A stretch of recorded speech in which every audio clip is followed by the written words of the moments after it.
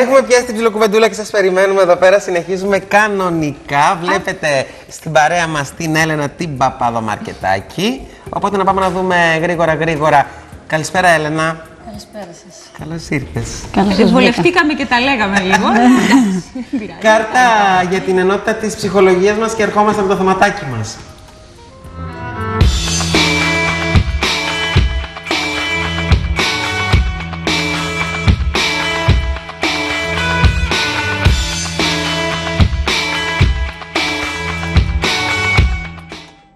Αυτός ο έρωτας. Και μπορεί εμείς αύριο να γιορτάζουμε, ο κόσμος μπορεί να γιορτάζει την ημέρα του Αγίου Βαλεντίνου, αλλά μην ξεχνάμε ότι καμιά φορά ο έρωτας φεύγει. Δυστυχώς. Και το παίρνουμε χαμπάρι. Τώρα να φύγει, μωρέ. Το παίρνουμε χαμπάρι ότι έφυγε. Όχι, ξέρεις τι λες μετά όταν ή έρχεται ο Άγιος Βαλεντίνος και ο ένας λέει «Μωρό μου, είναι του Αγίου Βαλεντίνου σήμερα» και ο άλλος λέει «Α, ναι, το είχα ξεχάσει». Λοιπόν, να πω κάτι. Υπάρχουν δύο περιπτώσεις. Υπάρχουν περιπτώσεις στις ερωτικές ιστορίες που κρατάνε και υπάρχουν οι περιπτώσεις στις ερωτικές ιστορίες που περνάνε. Αυτό σκεφτήκαμε να συζητήσουμε σήμερα με την Έλενα, μιλώντας πιο πολύ για τη σπίθα, την έκρηξη. Είναι αυτό που κάνει να κρατήσει. Τη συναισθηματική. Πώς το αναγνωρίζουμε, πώς αναγνωρίζουμε ότι αυτός ο άνθρωπος που έχουμε απέναντί μας είναι για να κρατήσει. Το είναι για να κρατήσει, δεν το ξέρουμε. Δεν το ξέρουμε, Όχι. Βασικά... Δεν υπάρχει δηλαδή κάτι που έχει στο κούτελο, έτσι ένα σηματάκι που φωνάζει από εδώ από εκεί. Δεν κάνω, όχι, δεν είμαι ο κατάλληλος, δεν υπάρχει, δεν υπάρχει. Όχι, συνήθως όταν κάποιος μας αρέσει πάρα πολύ και τον ερωτευόμαστε, υπάρχει μια εσωτερική δική μας ασυνείδητη διαδικασία που μπορεί κατά κάποιο τρόπο αυτός ο άνθρωπος να μας φανεί ότι θα είναι ο άνθρωπος της ζωής μας και μπορεί να μοιάζει, δεν ξέρω, με τον μπαμπά μας, να μοιάζει με ένα πες τα αυτά. ίνδαλμα άλλο που μπορεί να θέλουμε, αλλά δεν είναι απόλυτο ότι έχουμε κάνει και τη σωστή επιλογή επειδή τον ερωτευόμαστε έναν άνθρωπο. Αυτό στην πορεία το βλέπουμε. Γιατί είναι αυτό που λέμε ότι ο έρωτας είναι τυφλός και μας χτυπάει κατά κούτελα κτλ. Ουσιαστικά ερωτευόμαστε, κινητοποιόμαστε με τις ορμόνες μας. Είναι η χημεία του εγκεφάλου αυτή που... Είμαστε τόσο έρμεο της χημείας. Ναι, στον έρωτα και σε αυτό που λέει στον μπαμ, ας πούμε, που γίνεται στο μυαλό μας, είμαστε έρμεο της χημείας μας, ναι. Υπάρχουν και φιλίες οι οποίες μπορεί να εξελιχθούν ερωτικά, έτσι, με κάποια άτομα τα οποία στην πορεία θα δούμε και θα μας κάνουν ένα κλικ που θα τα ερωτευτούμε. Αλλά αυτό που λέμε που το κατακούτελα είναι το ξαφνικό ή το... Υπάρχει δηλαδή το κατακούτελα και το ξαφνικό. Υπάρχει, ναι, και αυτό. Ερωτευόμαστε, Έλενα, πιο εύκολα ανθρώπους που ερχόμαστε και ταυτιζόμαστε με τα χαρακτηριστικά τους ή που έρχονται και συμπληρώνουν τα δικά μας χαρακτηριστικά. Δηλαδή, πάμε και βρίσκουμε ίδιους ανθρώπους ή πάμε και βρίσκουμε το αντίθετο που έρχεται να μας καλύψει τα κενά μας. Συνήθως το αντίθετο. Συνήθως θέλουμε το συμπληρωματικό μας κομμάτι, ανάλογα και τις ηλικίες. Δηλαδή, ειδικά όταν είμαστε νέοι και μικροί, που δεν έχουμε καταλάβει ακριβώς τις δικές μας αδυναμίες, τα δικά μας θέλω, τις ανάγκες μας, και με μια συνείδητη επιθυμία να μας καλύψει ο άλλος τις ανάγκες μας, γιατί έχουμε αυτή την ανοριμότητα που δεν μας κάνει να νιώθουμε αυτοπεποίθηση για τον εαυτό μας. Ναι, μπορεί σε μεγάλη πιθανότητα, και αν αυτοί οι έρωτες μείνουν και στην πορεία, θα είναι έρωτες με συμπληρωματικότητα, δηλαδή με άτομα που νομίζουμε ότι μας συμπληρώνουν. Το έχουμε και παλιότερα, το έχουμε πει ότι το σωστότερο είναι να είναι άνθρωποι που έχουμε πολλά κοινά και όχι πολλά διαφορετικά. Γιατί αν έχουμε πολλά διαφορετικά, αυτό θα μας βάλει σε μια διαδικασία μακροπρόθεσμη να αποδεχτούμε τη διαφορετικότητα του άλλου ή διαφορετικά να τον χωρίσουμε. Δημιουργεί συγκρούσεις. Όπου αυτό μπορεί εμείς να το αντιληφθούμε έχοντας οικογένεια και παιδιά. Και εκεί θα είναι το πρόβλημα μεγάλο. Γιατί οι διαφορές μέσα σε μια σχέση δεν μας νοιάζουν, έχεις ένα χωρισμό και δεν σε νοιάζει. Αλλά όταν αυτό συνειδητοποιηθεί από το ζευγάρι, έχοντας δύο παιδιά, ας πούμε, σε μικρές ηλικίες, θα φέρει το ζευγάρι σε πολύ δύσκολη κατάσταση. Ναι, θα δημιουργήσει χάσμα και ενοχές και όλα αυτά, και τι κατάλαβα και δεν ήξερα και άλλον φανταζόμουν και άλλον πήρα. Όλα αυτά τα σχετικά. Που πήγε στα καλύτερά μου χρόνια, τα νιάτα μου, έτσι ήμουν εγώ. Εγώ είχα μαλλιά, ήμουν αδύνατη, με πήρες μπιμπελό και τώρα... Και τώρα θα σου κάνω κιόλας. Τώρα με πετάς. Ναι, είναι αλήθεια βέβαια ότι όταν ερωτευόμαστε δεν έχουμε την πραγματική εικόνα του συντρόφου μας. Έτσι. Τον εξειδανικεύουμε απίστευτα, τον θαυμάζουμε. Ωραίο. Ναι, μα και είναι. Τον παίρνεις τον άλλο, τον βάζεις σε ένα θρόνο εκεί, τον καθίζεις, του κάνεις και τον προσκυνάς. Ωραίο πράγμα. Λοιπόν, αυτό είναι η χημεία που λέμε. Έτσι. Αυξάνονται κάποιες χημικές ουσίες όπως είναι η ντοπαμίνη και η αδρεναλίνη, όπου μας διατηρούν πάρα πολύ έντονα την επιθυμία για τον άλλον, την εφορία, την αίσθηση ότι θέλουμε να γίνουμε ένα, να είμαστε συνέχεια μαζί, να μιλάμε, να κατακτήσουμε τον άλλον, να δούμε πώς σκέφτεται, να κερδίσουμε το μυαλό του, να μας θέλει, να τον εντυπωσιάσουμε, άρα κάνουμε και παραχωρήσεις. Εμείς δεν είμαστε ακριβώς αυτό που θα θέλαμε να είμαστε. Γινόμαστε όμως αυτό που νιώθουμε ότι θέλει ο άλλος να είμαστε. Ναι, το ίδιο και ο άλλος. Θεωρούμε ότι αυτό θα μείνει για πάντα. Μετά μας κουράζει που το κάνουμε γιατί δεν είναι εαυτός μας. Όχι, μετά. Λέμε μετά γιατί άλλαξες. Δεν μας κουράζει. Όταν το κατακτήσουμε όλο αυτό, όταν τον κατακτήσουμε τον άλλον, πια αυτές οι ουσίες δεν έχουν κίνητρο, δεν υπάρχουν. Δηλαδή, και παρετούμαστε λίγο. Αυξάνονται άλλες ορμόνες, οι οποίες είναι. Αυτές οι ορμόνες, ρε εσύ. Τι να κάνουμε. Μια αφαίρεση, κάτι. Πέφτουν. Γιατί όταν κατακτάς κάτι και φεύγει αυτή η επιθυμία, αυτομάτως αυτή η ουσία μειώνεται. Και θεωρείς τον άλλο δεδομένο. Και αυξάνεται κάτι άλλο. Και θεωρείς τον άλλο δεδομένο και ξαναγίνεσαι ο εαυτός σου γιατί δεν σε ενδιαφέρει να τον διεκδικήσεις γιατί τον έχεις. Τον έχεις και θες να του ζητάς πράγματα. Ο άλλος αρχίζει να έχει παράπονα γιατί σου λέει εσύ δεν ήσουν που μου κάνεις τούτο, που μου κάνεις εκείνο. Και καταλήγουμε στο τραγούδι το κλασικό αλλά πολύ χαρακτηριστικό για τους κεραυνοβόλους έρωτες.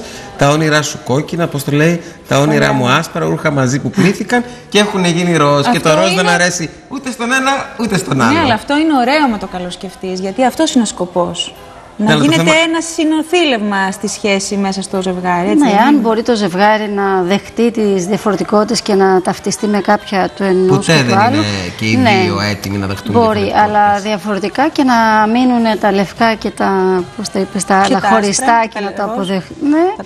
Και τη μια να φοράμε το ένα και την άλλη το άλλο. Την άλλη δηλαδή να καλύπτουμε. Δηλαδή κάποιος που μπορεί να μας παρακολουθεί τώρα και να ζει έναν κεραυνοβόλο έρωτα. Στα χρόνια της χολέρας εντός εισαγωγικών, δηλαδή τα δύσκολα χρόνια που τα οικονομικά είναι δύσκολα και να του έχει συμβεί ένας κεραυνοβόλος έρωτας. Τι μπορεί να κάνει για να του κάνει να κρατήσει αυτό και αντίστοιχα, επειδή θα μας παρακολουθεί και η μεγάλη μερίδα κόσμου που βιώνει ένα γάμο με τη φθορά του, τι μπορεί να κάνει για να μην του σβήσει τελείως η μικρή φλόγα. Να το ξεσηκώσει αυτό. Η μεγάλη φλόγα θα σβήσει, είπαμε. Αυτή κρατάει από 6 μήνες μέχρι 2 χρόνια. Τι να κάνουμε. Να το καταργεί από την αρχή. Η μεγάλη φλόγα θα σβήσει, τέλος. Ωραία. Ναι, γιατί, για να αντιληφθεί... γιατί έχετε και αντικαθίσταται από κάτι άλλο πιο ουσιαστικό. Ναι, είπαμε ότι ενεργούνται. Την συντροφικότητα, την αγάπη, την τρυφερότητα, το νιάξιμο. Λοιπόν, υπάρχει το πρώτο στάδιο του κεραυνοβόλου έρωτα που τον θες εσύ. Αυτή τη φλόγα. Που είπαμε κρατάει μέχρι 2 χρόνια. Άντε 3. Τα χορεύουν. Λοιπόν, άντε 3 το πολύ, Παντελή, αν είναι και παράνομος ένας έρωτας να έχει αυτή την επιθυμία για να διατηρηθεί. Στη δεύτερη φάση που ενεργοποιούνται αυτοί, που λέμε αυτές οι ορμόνες που τις λένε και οι επιστήμονες, ο κιτοκίνη, η βαζοπρεσίνη, είναι αντίστοιχες ορμόνες που έχει η μητρότητα, που ενεργοποιεί, που είναι η αγάπη, το χάδι, η τρυφερότητα, το νιάξιμο, η φροντίδα, η στοργή κτλ. Αν σε αυτό το στάδιο που υπάρχουν αυτά τα συναισθήματα στο ζευγάρι δεν είναι πάρα πολύ έντονες οι συγκρούσεις και οι διαφορές τους και η κακή επικοινωνία δεν υπάρχει τόσο έντονα ώστε να σκιάζει αυτά τα συναισθήματα, τότε ένα ζευγάρι μπορεί και να προχωρήσει με πιο ύπους τόνους έτσι, στην επιθυμία για τον άλλον και στην ερωτική έλξη. Διαφορετικά, αν δεν μπορέσουν να το ξεπεράσουν κάπως ομαλά και θα χωρίσουν. Δηλαδή, στο τρίτο στάδιο χωρίζουν τα ζευγάρια μετά από έναν έρωτα. Να ρωτήσω. Υπάρχει κάποιο εύλογο χρονικό διάστημα που το ξέρουμε αυτό? Ναι, στο τρίτο ημίχρονο. Δεν ξέρω. Γιατί στην Αμερική σε έρευνες έχει βρεθεί ότι μετά τον πρώτο χρόνο συμβίωσης τα ζευγάρια είναι 30% ή χωρίζει ή μένει. Και στα 5 χρόνια γάμου και εκεί πάλι χωρίζει, φεύγει, ας πούμε. Στα 7 της φαγούρας. Μα τώρα, άμα είσαι 1 χρόνο και 5 χρόνια με τον άλλο, υπάρχει και το δέσιμο το συναισθηματικό και η συνήθεια και γίνονται δύσκολα τα πράγματα. Στους πρώτους μήνες μπορείς να το ξεκαθαρίσεις. Να ξέρουμε τι μας γίνεται. Συνοπτικές διαδικασίες. Τσάκρα, παιδί μου, πιο γρήγορα. Στους πρώτους χρόνο. Νομίζω όχι, στους πρώτους μήνες δεν μπορεί να το ξεκαθαρίσεις. Δηλαδή το πρώτο εξάμηνο δεν μπορείς να το ξεκαθαρίσεις. Εκτός πια αν έχεις μια μεγάλη εμπειρία σε σχέσεις και δεσμούς, όπου μπορεί να αντιληφθείς πολύ γρήγορα τις διαφορές σου ή δεν ξέρω, να καταλάβεις ότι δεν σου ταιριάζει αυτός ο άνθρωπος, διότι από τις πρώτες φορές σου φαίνεται ότι αυτά που κάνει τα έχεις ξαναβιώσει, τα έχεις περάσει, δεν έχεις περάσει καλά, άρα τα διακόπτεις νωρίς, δεν επενδύεις δηλαδή. Έξω από την πόρτα. Παραπάνω. Ναι. Ποιο είναι το συναίσθημα που όταν το νιώσουμε είμαστε σε καλό δρόμο? Δηλαδή, ποια είναι τα καμπανάκια μέσα μας που σου λένε είσαι σε καλό δρόμο, ρε παιδί μου, δεν σου ξεσηκώνει αυτή η σχέση κακά συναισθήματα? Υπάρχει κάτι χαρακτηριστικό που θα μας βοηθήσει να ξέρουμε ότι αυτός ο άνθρωπος μπορεί και να είναι σωστός για μας? Ναι, υπάρχει. Καταρχήν πρέπει να υπάρχει σίγουρα η αλληλοκατανόηση, η κατανόηση, να καταλαβαίνει δηλαδή και να μας συναισθάνεται, να αποδέχεται τις διαφορές μας και να αντιλαμβάνεται τις ανάγκες μας, δηλαδή να θέλει να ικανοποιηθούν οι ανάγκες μας. Αν ας πούμε είναι πολύ κτητικό ένα άτομο και θέλει να σε απομονώσει από τις παρέες σου, να μην έχεις μια προσωπική δραστηριότητα δική σου, αν αυτό χτυπάει καμπανάκι ότι αυτός ο έρωτας είναι πολύ κτητικός και έχει την έννοια του πάθους, αυτό το παθιασμένο, όπου εκεί ενέχει ότι ο άλλος μπορεί να είναι πολύ ανασφαλής και να σε κρατάει λίγο δέσμιο και εξαρτώμενο κτλ. Πρέπει να μας ξυλιάζει αυτό. Όταν επίσης είναι μπέρδεμα να θέλει ο άλλος να είναι συνέχεια μαζί σου, δηλαδή και αυτές οι σχέσεις αυτοκόλλητες, ούτε αυτές είναι φυσιολογικές σχέσεις, να είστε όλη μέρα μαζί, να έχετε χάσει όλους τους φίλους, να έχετε απομονωθεί. Αυτό δικαιολογείται για το πρώτο διάστημα, αλλά δεν δικαιολογείται μια σχέση να βρίσκεται μέσα σε αυτή την απομόνωση. Γιατί σαφώς κάποια στιγμή θα αναδυθεί αυτό το προσωπικό στοιχείο ή η κοινωνικοποίηση ξανά, αυτή η ανάγκη της κοινωνικοποίησης μας με τους συγκρούσεις. Ναι, και κάπως ή θέλει να σε απομονώσει από τον κοινωνικό σου περίγυρο για να μην γιατί φοβάται ότι θα σε χάσει. Άρα που σημαίνει αυτή είναι ένας έρωτας πολύ εξαρτητικός. Και αυτό κάποια στιγμή θα φανεί, γιατί ένας από τους δύο θα... Το πιο συνηθισμένο δεν είναι αυτό όμως. Ποιο? Αυτό ότι είναι οι έρωτες οι εξαρτητικοί. Είναι οι ανεξάρτητοι. Έρωτες. Βέβαια. Αυτοί δεν είναι έρωτες ανεξάρτητοι. Όχι, γιατί υπάρχουν άνθρωποι που θέλουν να κρατήσουν την ανεξαρτησία τους. Υπάρχουν ανεξάρτητοι, δεν ξέρω πώς τους εννοείς. Υπάρχουν ανεξάρτητοι που θέλουν να κρατήσουν μόνο τη σχέση σε ένα επίπεδο ερωτικό και μέχρι εκεί και τίποτα άλλο. Και υπάρχουν και οι ανεξάρτητοι, οι πιο φυσιολογικοί και όριμοι. Όταν μιλάς με γυναίκες, συνήθως οι γυναίκες θέλουν πιο δεμένες σχέσεις. Σωστό? Τώρα μας μπερδεύουμε τις έννοιες. Δεν κατάλαβα τι εννοείς. Όχι. Ανεξάρτητοι οι άνθρωποι μεταξύ τους, να κρατάνε την προσωπική τους ζωή, αυτό που πες πριν. Αυτό είναι υγιής, όριμη σχέση αγάπης. Ναι, σωστό. Είναι πιο συνηθισμένο να υπάρχει εξάρτηση μέσα σε ένα ζευγάρι που είναι ερωτευμένο το πρώτο διάστημα ή να θέλει να κρατήσει την ανεξαρτησία του? Οι άνθρωποι φοβούνται να ενωθούν ή είναι το πιο συχνό να ενώνονται και μετά να πνίγονται? Όχι, 2 λεπτά.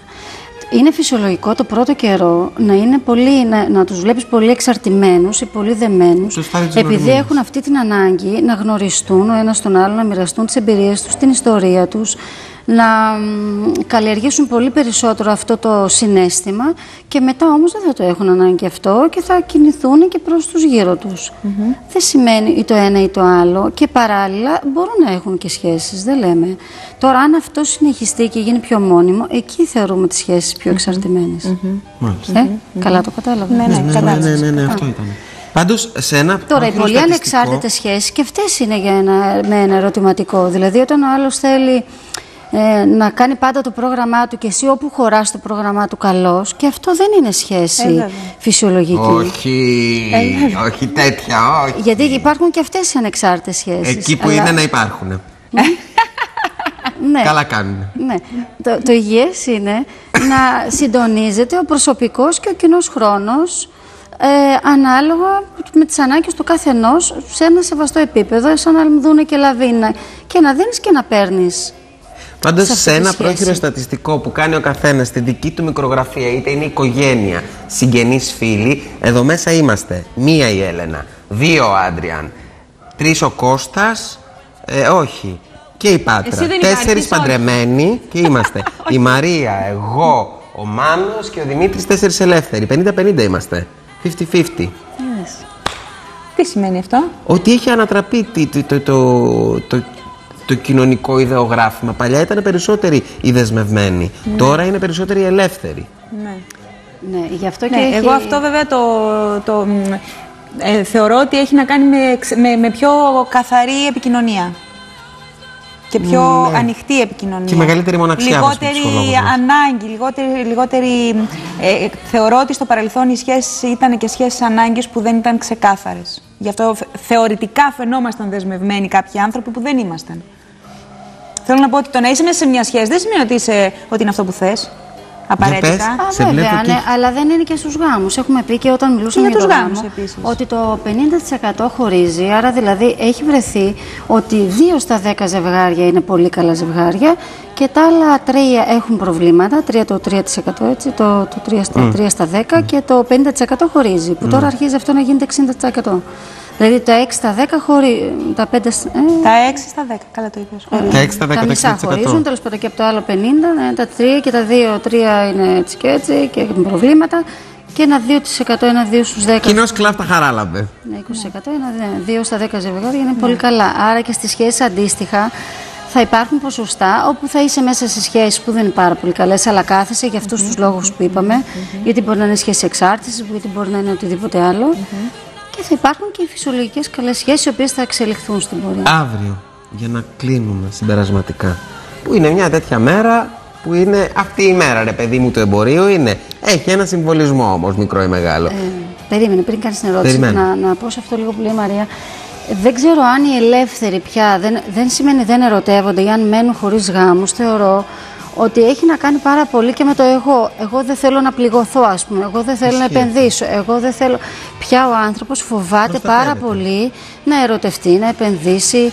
Και εντάξει, γιατί να μην ξαναερωτευτεί και να ξαναερωτευτεί και ξαναερωτευτεί. Απλώς να θεωρήσει δεδομένο ότι δεν μπορεί αυτό να είναι κάτι το οποίο. Ασφαλές, απαραίτητα ασφαλές. Πρέπει να ρισκάρει και να πληγωθεί. Βέβαια πρέπει να ρισκάρει και δεν μπορεί κανείς να του υπογράψει συμβόλαιο ότι αυτός ο έρωτας θα κρατήσει για τα επόμενα χρόνια της ζωής του. Αλλά είναι και κρίμα οι άνθρωποι να φοβούνται επειδή έχουν κάποιες αποτυχίες να μην ερωτεύονται, ας πούμε, ή να μην προσπαθούν. Και δυστυχώς οι νέοι δεν το κάνουν. Έχω δει δηλαδή ότι. Ισχύει αυτό. Είναι απομονώνονται. Και πια γι' αυτό το λόγο, επειδή φοβούνται σε ένα επίπεδο, σε ένα τέτα-τέτ κατάσταση, μια τέτοια κατάσταση, προσπαθούν να το κάνουν αυτό γιατί το έχουν ανάγκη μέσω του ίντερνετ. Που εκεί δεν εκτίθεται. Και εκεί. Και καλύπτουν και την ανάγκη της επικοινωνίας εκ του ασφαλούς. Ναι, και νιώθουν ότι είναι πιο χαλαροί, είναι πιο απρόσωποι. Δεν υπάρχει αυτό που έλεγες πριν για ειλικρινείς επικοινωνίες και σχέσεις. Όχι, δένονται συναισθηματικά σε κάποιες περιπτώσεις, αλλά δεν ρισκάρουν. Πρώτον είναι κάτι ψεύτικο γιατί δεν ξέρουν αν ο άλλος είναι αυτό που δηλώνει.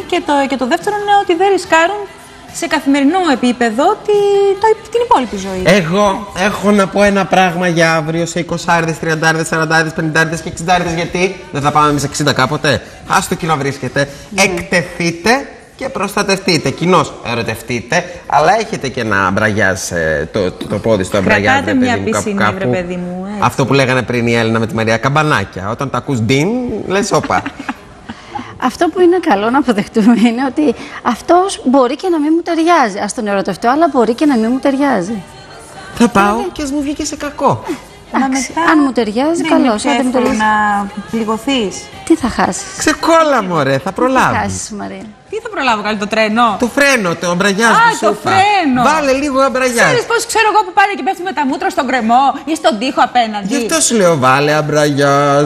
Μετά μπορεί να μην επιβιώσει από το ατύχημα. Ναι, δεν το βάζεις εσύ, έτσι. Ή έτσι όπως ξέρεις, καθόλου. Ναι, ή όλα ή τίποτα είμαστε. Δεν είναι. Είναι εντάξει. Το θέμα δεν είναι πας να εξαρτηθείς από τον άλλον. Αν πας να εξαρτηθείς, ναι. Λοιπόν. Θα την πατήσεις. Όχι λοιπόν σχέσεις εξάρτησης, αλλά ναι στον έρωτα. Ναι. Αυτό είναι το μότο. Πολύ ωραίο.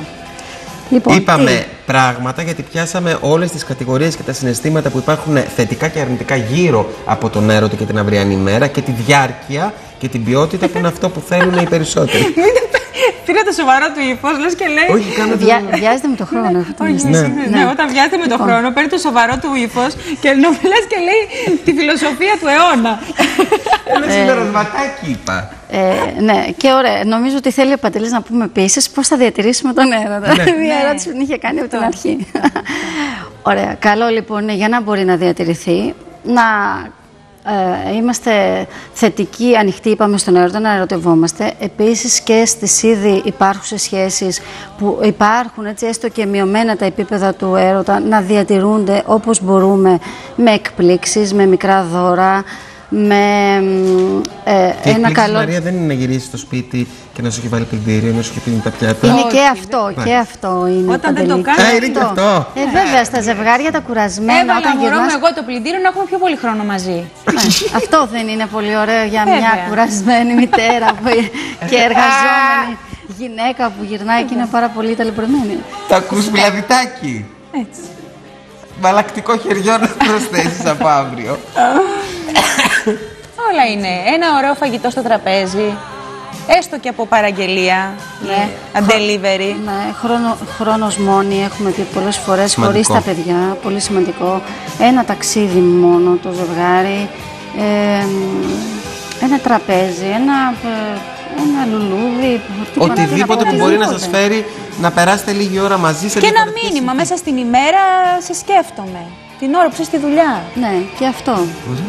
Και επίσης ένα κομπλιμέντο στον άλλον. Τον βλέπεις, δίνεται, φτιάχνεται, έχει γίνει όμορφος. Να το πούμε τι όμορφος που είναι. Και στη γυναίκα το ίδιο. Δηλαδή, κάπως να υπάρχει αυτή η αίσθηση του άλλου ότι με αποδέχεται, του αρέσω, με θαυμάζει ακόμα. Έτσι, να μην ξεχνάμε να εκφράζουμε το θαυμασμό. Ωραία. Είναι, είπαμε, στοιχεία τα οποία είναι ιδέες για αύριο, για να αναζωπυρώσετε. Όχι, δεν είναι για αύριο. Μην το κάνετε αύριο και θα το ξεχάσετε. Άλλο λέμε. Είναι για κάθε ώρα. Και επίσης δεν σημαίνει ότι. Αύριο να του πείτε πόσο ωραίος είναι. Ωραία.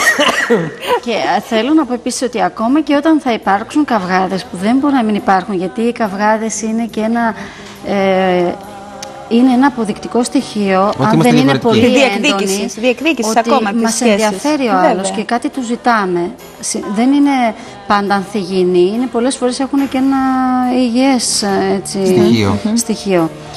Όμως είναι καλό μέσα σε αυτούς τους καυγάδες και στη διεκδίκηση το ζευγάρι τουλάχιστον να αποφεύγει βαριές κουβέντες, πολλή επικριτικότητα, πολλή παρερμηνία, δηλαδή όλα αυτά να τα αποφεύγουν, αλλά όχι όμως να μην διεκδικεί το ζευγάρι. Έτσι. Follow your heart. Ακολουθήστε την καρδιά. Λοιπόν, ευχαριστούμε πάρα πολύ την Έλενα. Ευχαριστούμε, Έλενα. Ωραία ήταν αυτά που μας είπες. Μας άρεσαν.